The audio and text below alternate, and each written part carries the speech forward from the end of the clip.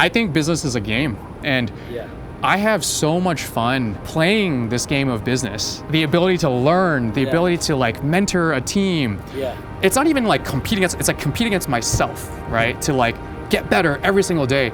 That game keeps me alive. And like, I don't think I'm like someone who's ever gonna retire because I love that game.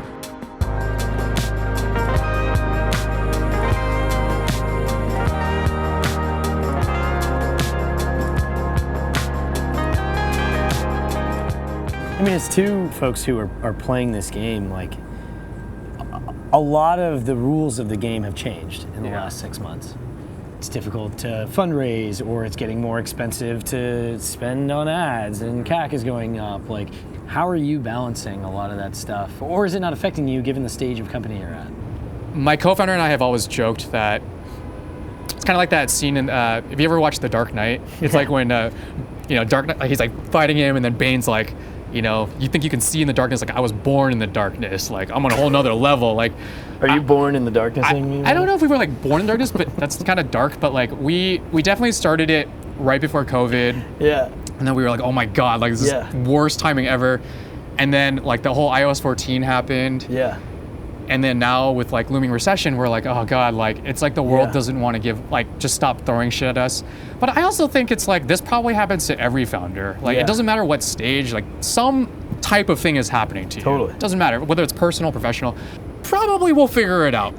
I refuse to even like accept the fact that we may fail with this business. Regardless, odds, whatever, it doesn't matter. Like, I wake up every day riddled with anxiety about the next things I've got to figure out. Have you guys had to be forced with the reality of potentially losing it? So when we tried to manufacture the product the first time, we wanted to go international because that was where the best instant ramen manufacturers were. We spent like 8 months finding this amazing manufacturer. It's family owned, high quality. We shipped product to them, and then the FDA in Taiwan blocked one of our core ingredients. Oh my God. And they burned our entire inventory shipment. This was your own money? You guys had raised money? It was our own money, we were bootstrapping. And then after that, COVID started, international borders shut down. And we were like, oh my God, like business is over. You actually thought that? You thought it's done? That wasn't even the only time. That was actually probably the better one where we were like, okay, business is over. Maybe we can find a manufacturer in the US. We had hope. And then we found this manufacturer in California. Like after a year of R&D with them, they produced this product we were just not happy with. And we had this chef, we worked with him very closely. He tried the final version of the noodle that we were gonna launch with. And he called us and he said, Kevin, I just wanna tell you that if you launch this, you're gonna fail. He was like, this is horrible. I sat in the bathtub, like in the darkness of my bathroom. Stop it. You were born in the darkness. It was born in the darkness, yeah, seriously.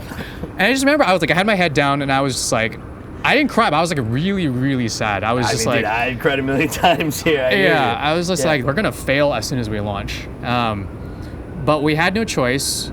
We launched, and it was not great. There was 9 months of knowing it was not the product we were proud of, me knowing the reviews were gonna be bad, me knowing that my friends were gonna be too nice to tell me what they really thought, me being scared to even go to public events. I even told my friends, I was like, please don't buy this. I'm not proud of this, like don't buy it. It's just the worst feeling. So my mental health just spiraled. That was probably the worst 9 months ever while we were like trying to figure out how to create a better version. Now looking back in hindsight, I am almost thankful for that opportunity where I think I've developed a tough exterior shell, but no, you only think about the positive, you only think about the end goal, you're gonna get there. It's affirmations, or Gen Z calls it manifesting. Yes, manifesting.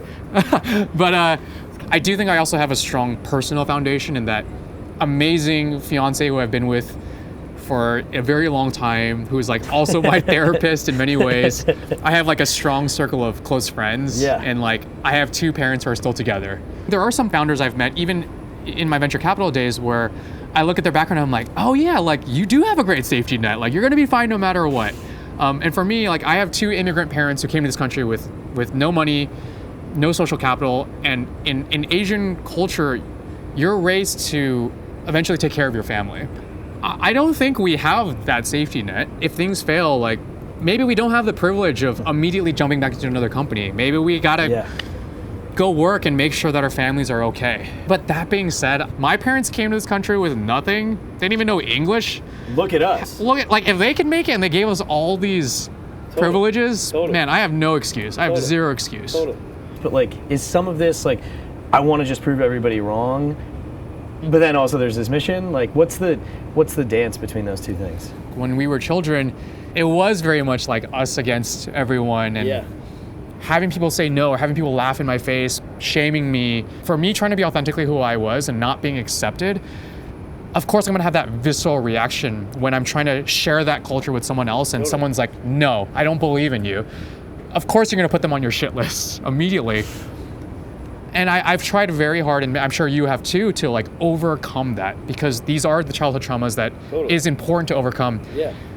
But I still remember the names, and I am trying my best, because I think in this like game of life and the game of business, it's like if you really want to be better every day, you do have to learn to overcome these things, because it probably isn't healthy to hold on to these.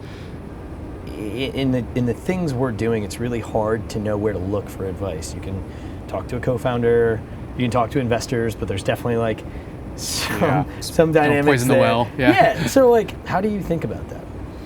For most of my life, the things I've learned about even like America and culture, like I've had to learn by learning watching to just like TV watching TV shows, Fresh Prince of Bel-Air, like making the mistake at summer camp, learning exactly, and like and just like asking people, and so the way I learn about everything is through like people older than me, people who've been further, even people younger than me. Yeah.